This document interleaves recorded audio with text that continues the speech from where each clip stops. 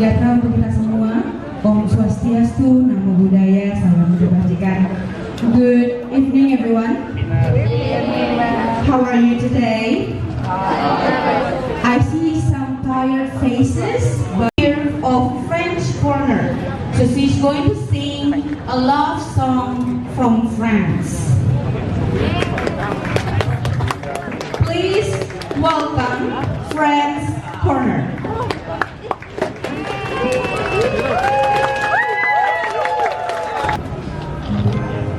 Does your looking for the silence? I'm thinking for precious hours. While I'm solitude, dans mon cœur, je partirai.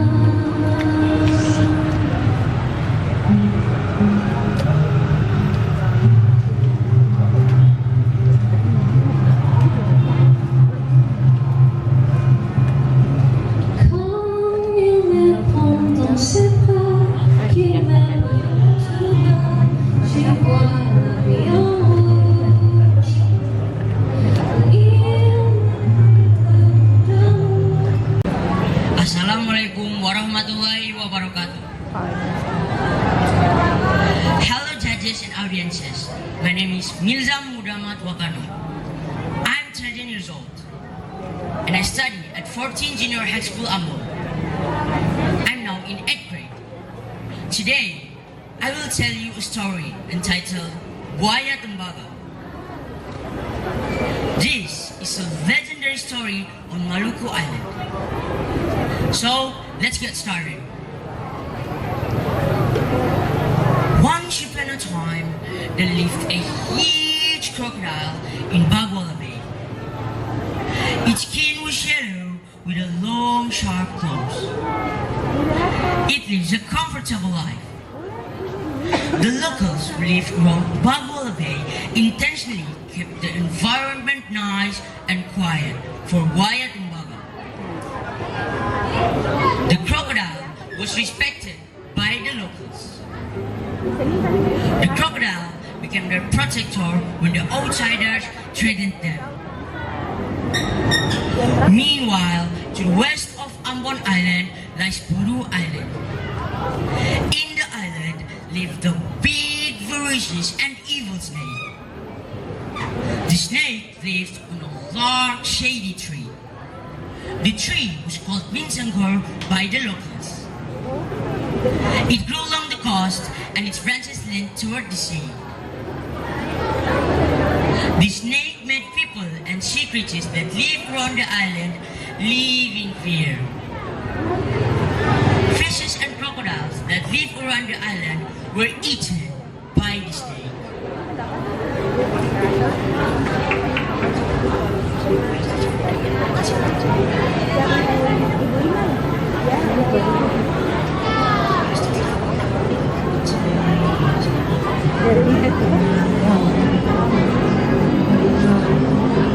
This snake was so ferocious and evil. Other crocodiles often engaged in a big fight with the snake. Sadly, they were all defeated by the snake. All their efforts were useless because they ended up being eaten by the snake. One day, they held a meeting to solve the problem. The meeting was attended by many of the sea creatures. During the meeting, the shark said, I know the only one who can defeat the snake. He is Buaya Tembaga of Bagwala Bay. The meeting was wrapped with them sending some delegations to meet Buaya Tembaga. When they met the crocodile, they told him about their plan. We are the delegations from Buru Island. We come here to ask for your help, said one of the delegations. They told every evil things that happened there in their island to Buaya Tembaga. We live in fear because of him. He killed many of us. Buaya Tembaga replied, What can I do for you? Please, help us to defeat the evil snake.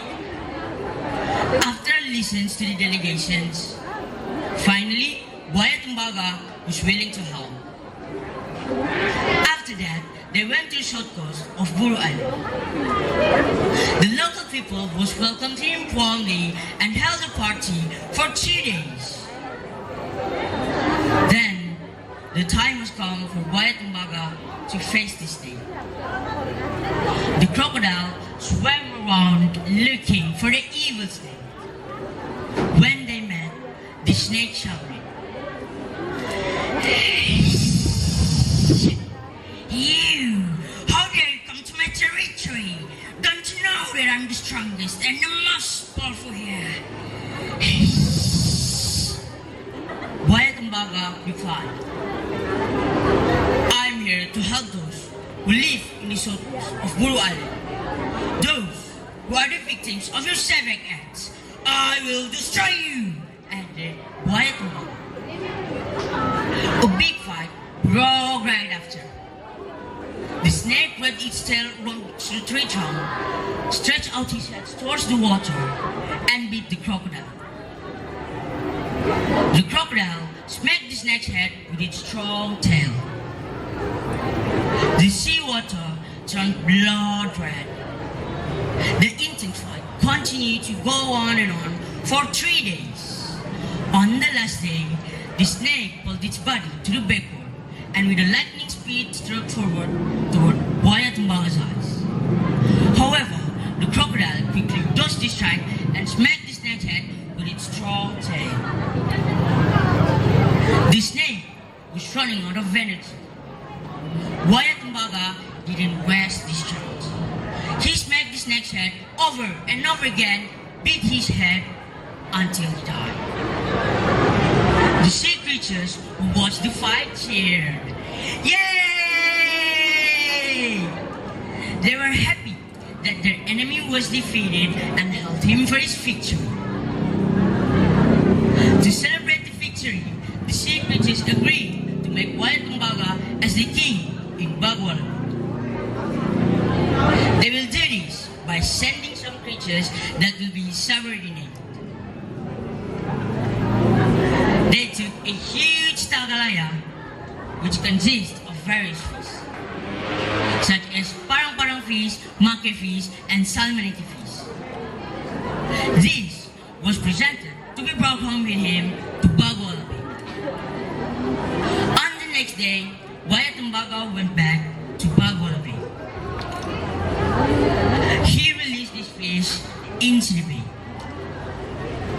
Since then, those new fish live and breed in Bagwala. And people now know this new kind of fishes. Nowadays, local people believe that when parang-parang, maki, and salmonite fish are abundant in the water, it means that Buaya Tembaga is coming to the area.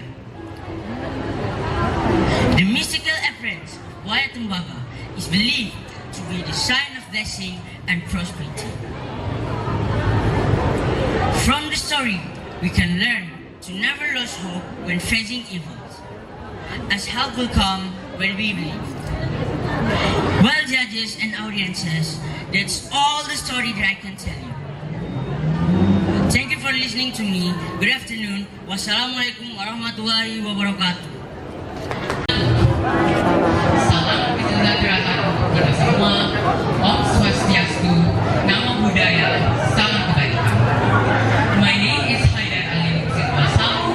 I am from 14th Junior High School, and today, in this special day, I will tell you a story about tanggal.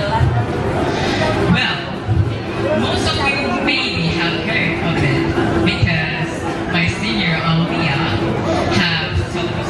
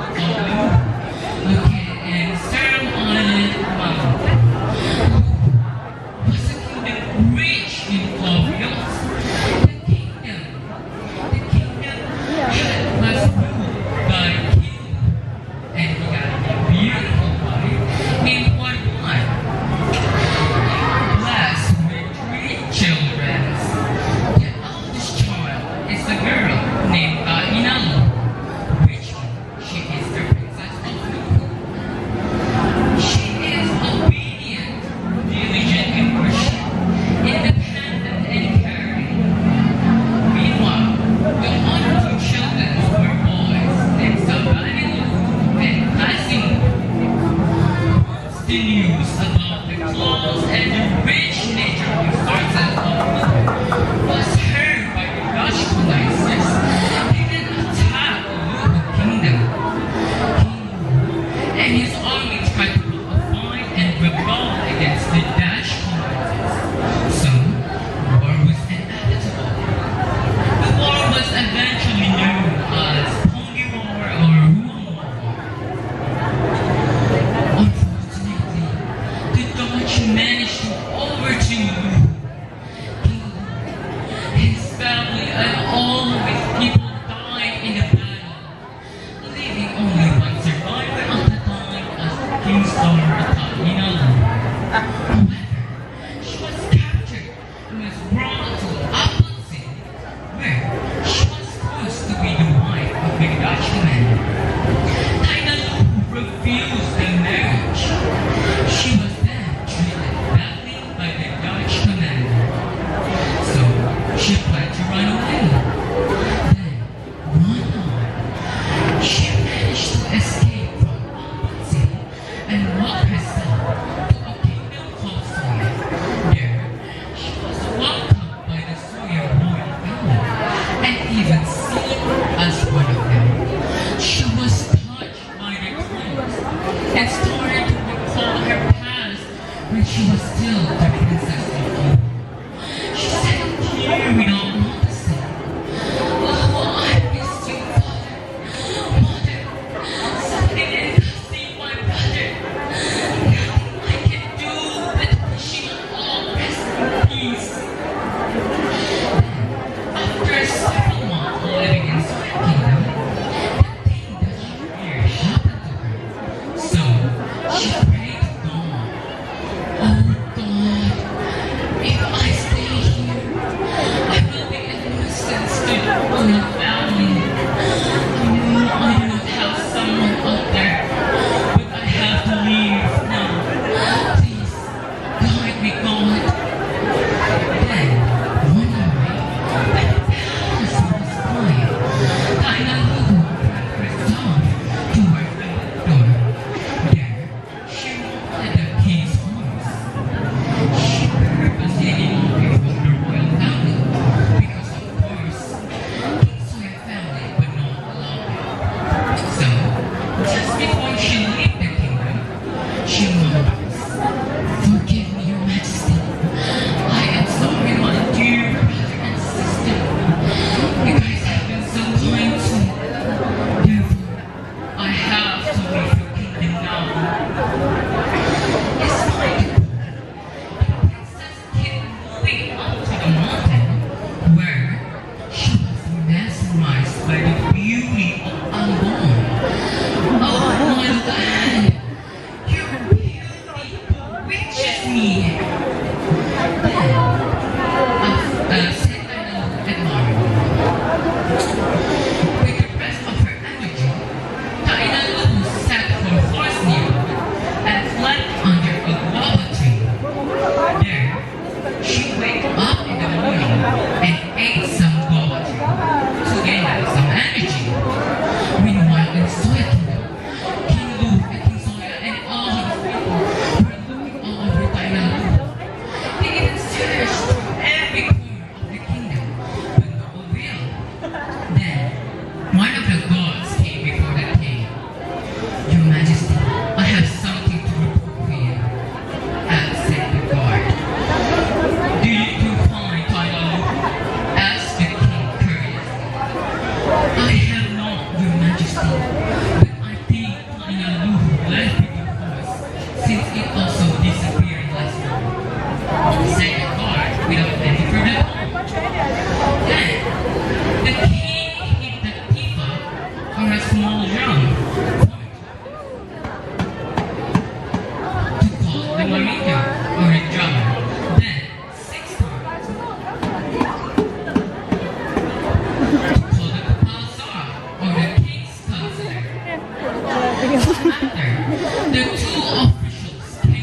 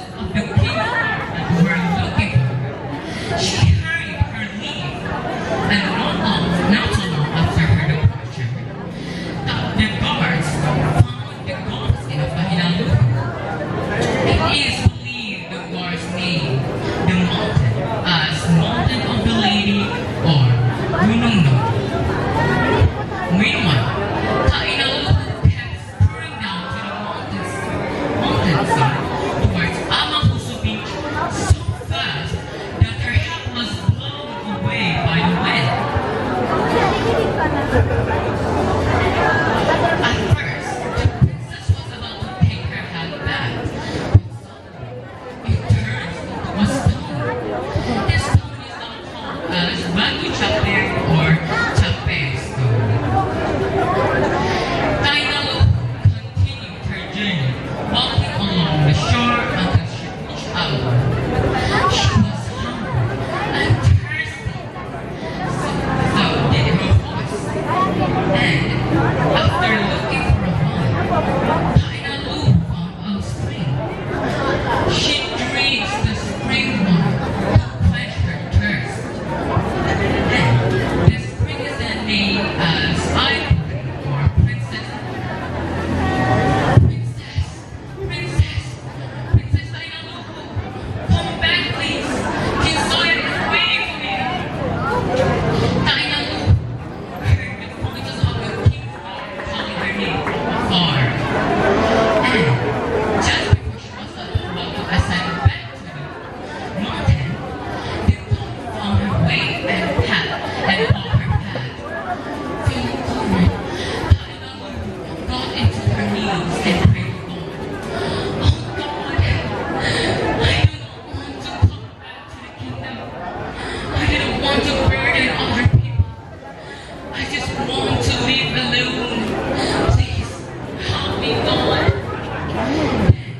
When one of the guard was about to withdraw her hand, suddenly Tanggal disappeared magically.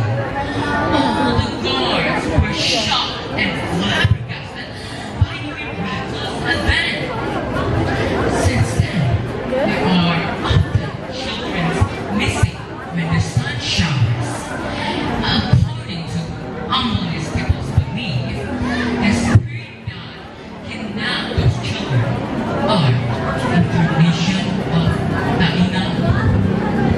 Since then, Tanggal is known as Nene. So everyone, from this story, I can tell you about the moral teachings that guide us every day. It teaches us about determination and independence that are shown in the attitude of Tanggal. She was brave and did not want to burden other people. So, maybe that's what I can tell from this story. Wassalamualaikum warahmatullahi wabarakatuh. For the junior high school students, they haven't known the results yet. So this might be a nerve-wracking moment from them. So I'm gonna announce it from the third winner. Okay? Storytelling, third winner is from SMP Negeri 10 Ambon. Please welcome Felicia Rea Metiari. Do we have Felicia here? Oh yeah, we have. I remember her performance. You're singing, right? Yes. Good. Okay. The second winner is from SMP Negeri 4 Ambon. Aryan Amnesaya. Do we have him here? Aryan? Oh yes.